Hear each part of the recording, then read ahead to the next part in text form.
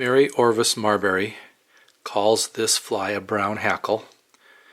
There is one mention of it in the text of her book, Favorite Flies and Their Histories, published in 1892.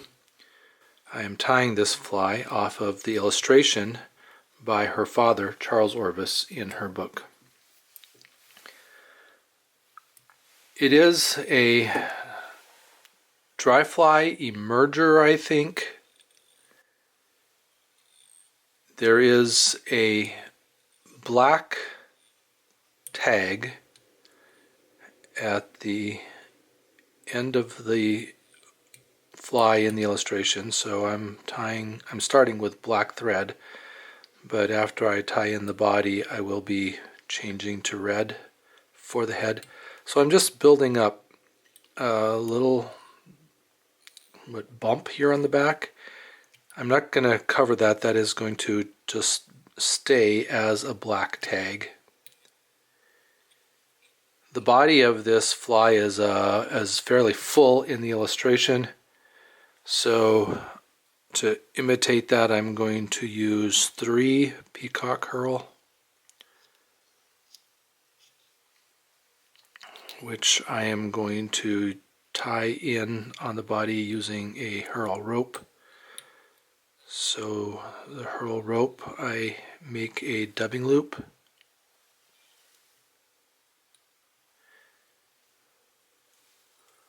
I'm going to twist my thread around the loop, bring it back up here to my tie-in point, bring those herl down along the thread loop. I'm going to grab all of that with a hackle plier and twist clockwise. I think twisting clockwise makes it so that when I wrap it on the body I have to retwist it less often. And then I'm going to twist it or wrap it around the body and create a fairly substantial, hopefully, herl body with that thread in the middle of it. That'll give it some strength. And then just leaving that little black tag of thread out behind it.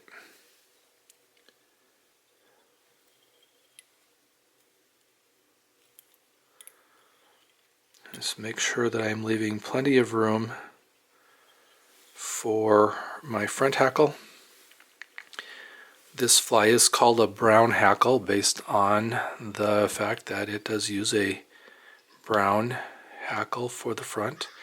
And I'm going to be using a dry fly style hackle on it. So clip off the extra body, and now I'm going to just whip finish this and change thread colors to tie in the front hackle because I want a red head on this fly because that's what is in the illustration. There's no recipe in Mary Orvis' book, nor are there instructions or directions on how to tie the fly. So I'm just using the illustration, tying to mimic the illustration. So I do have this brown hackle feather. I'm going to tie it shiny side out. Normally I think with a dry fly you would tie it shiny side in so that the fibers bend forward on the fly. This one I'm tying shiny side out so that it mimics the illustration. I have clipped the butt end of this hackle feather and we'll tie it in. I've also trimmed that end to create the little tie-in barbs. And I want to try to work to make sure I keep a clean eye. And then I'll just wrap. I can get that to turn properly and wrap.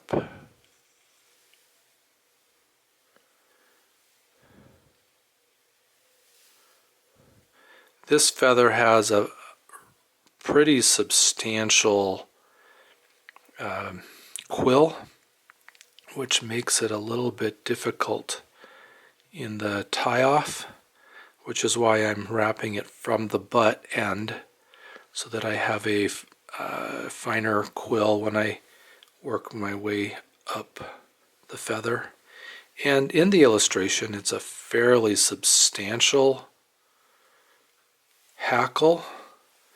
Not, I really don't know what it would best be like in our modern flies. It's certainly not. It looks more like a wet hackle, but I'm pretty sure from the description that it was fished as a dry fly.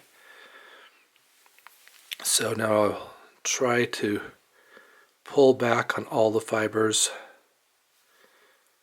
see if I can manage not to catch them in too many up by the hook eye. So the more fibers I catch in while I wrap the head, the more cleanup I'm going to have to do. And catching them in here and tying back up while I create the head does help these fibers to lay back a little bit the way they are in the illustration.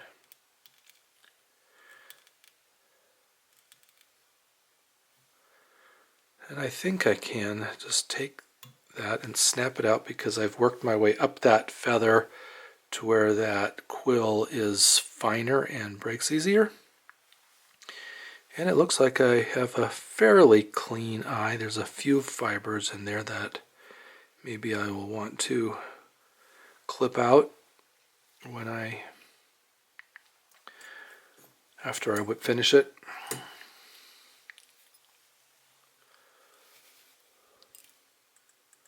So it's an interesting discipline to try to tie flies with no recipe and no instructions, just from a hand-drawn illustration. This one, a brown hackle from Mary Orvis Marbury's book, Favorite Flies and Their Histories.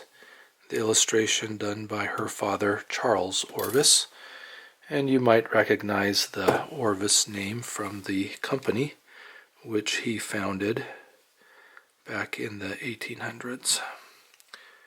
Mary was originally the primary fly tyer for the company, and she, in the course of time,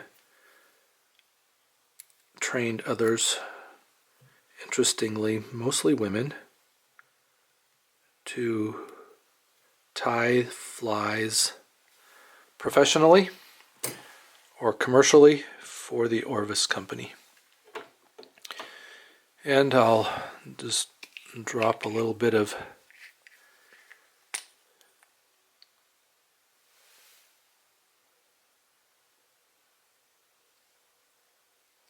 head cement on there. The brown hackle.